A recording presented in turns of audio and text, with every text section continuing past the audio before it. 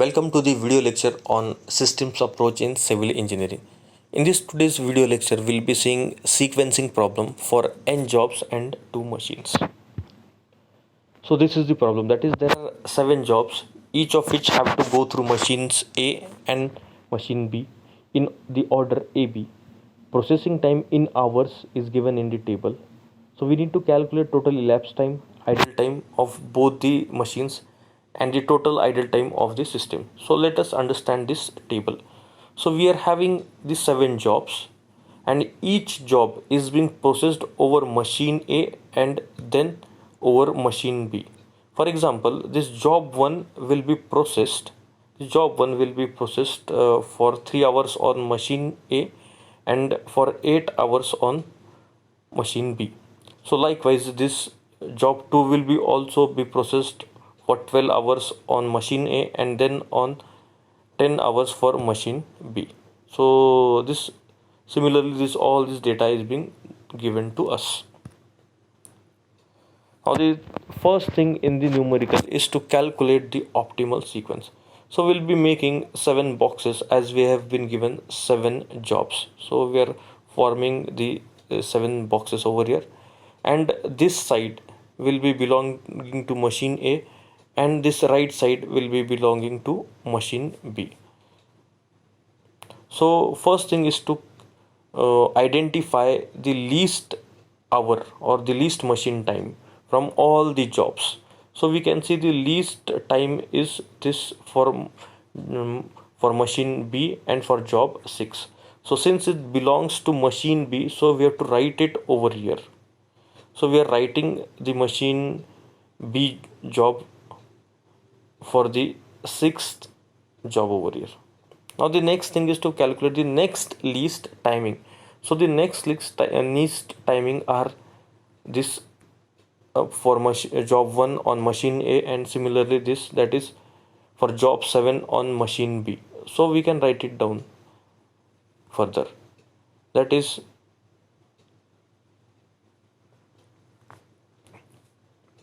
the job 1 over here, and similarly we can write down the job 7 over here. Similarly, the next thing is to calculate the next least timing. So the next least timing from this table is this. So we can write it down at near any machine. We can write it down over machine A also, and we can write it over here machine B also. We'll be writing this over here and cancelling out this machine A and B. So the next least is this 10 and this 10. So this 10 belongs to machine B, that is 2 will be coming over here, and this 10 belongs to machine A, so it will be coming over here.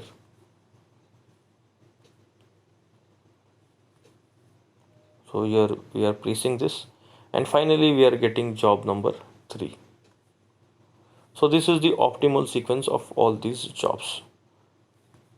Now we have to make another table for calculating the idle time. Now the table is like this. We have to write down the job sequence, then time in, time out for machine A, and we need to calculate idle time also. Then time in and time out for machine B, and we need to calculate the idle time also for this. So first thing is to put it the optimal sequence over here, whatever you got this in the previous step. So we are substituting the optimal sequence over here. Now for this job sequence 1, we have been giving the timing for each machine 1 A and machine B. So for job number 1, the timing for machine A or the processing timing is been given as 3 hours.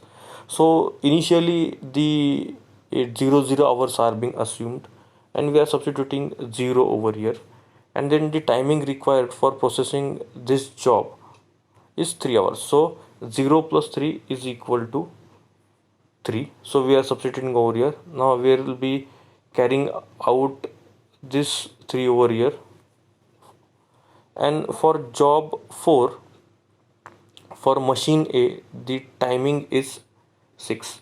So we'll be adding that 3 plus this 6 is equal to 9.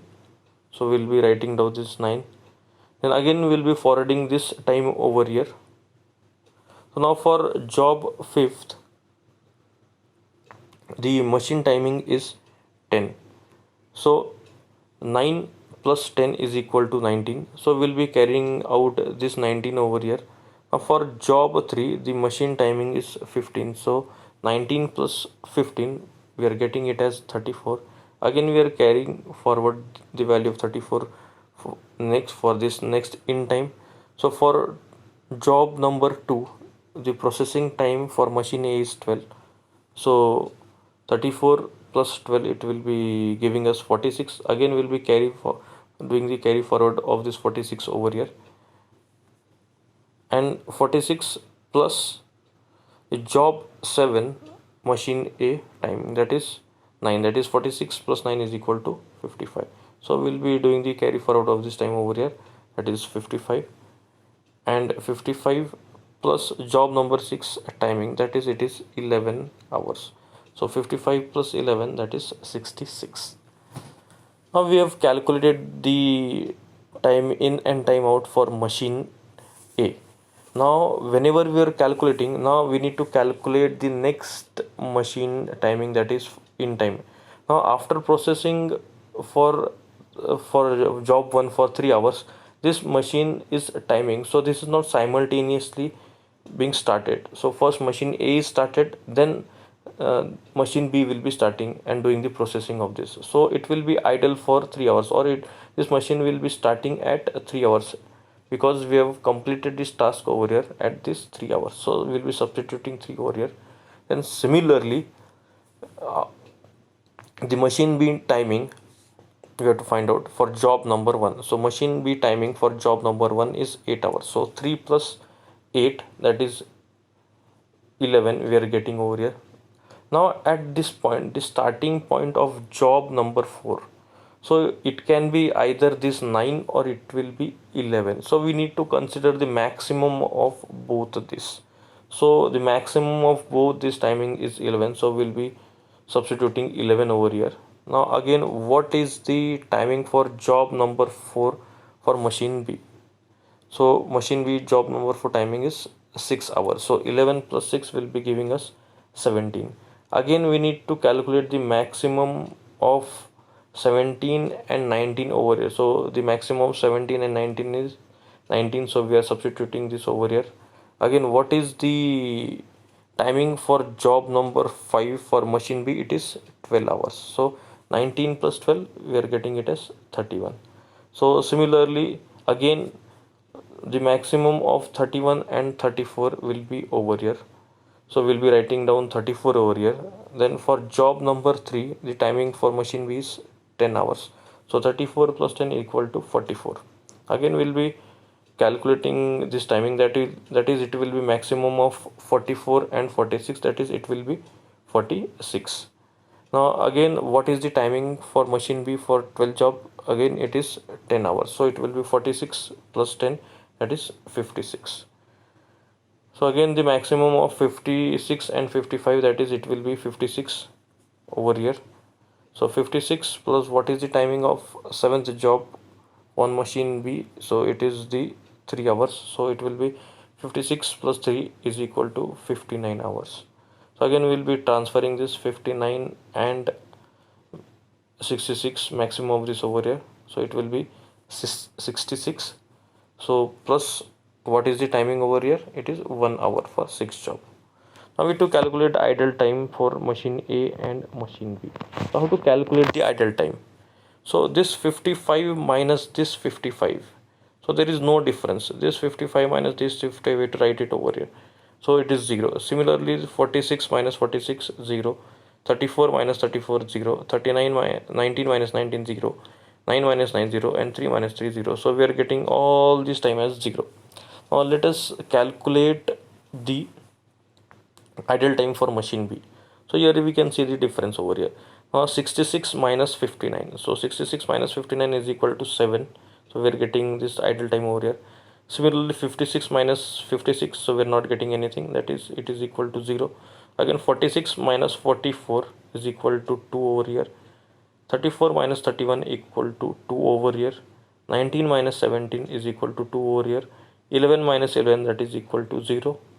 And we were waiting for 3 hours, so that over here, that is 3 hours. So we need to again process. If we need to again process this entire cycle, now we need to start this cycle after 67 hours, but the job on machine A has been completed on 66 hours only, so it will be remaining 1 hour idle for the next cycle. So here we can calculate that the idle time for machine A is 1 hour. Now what will be the idle time for machine B? Just summation of all this, so it will be equal to 17 hours. What is the total elapsed time? The total elapsed time is 67 hours. So it is 67 hours, and total idle time of the system is equal to 17 plus 1, that is 18 hours. So hope you have understood it. So thank you very much.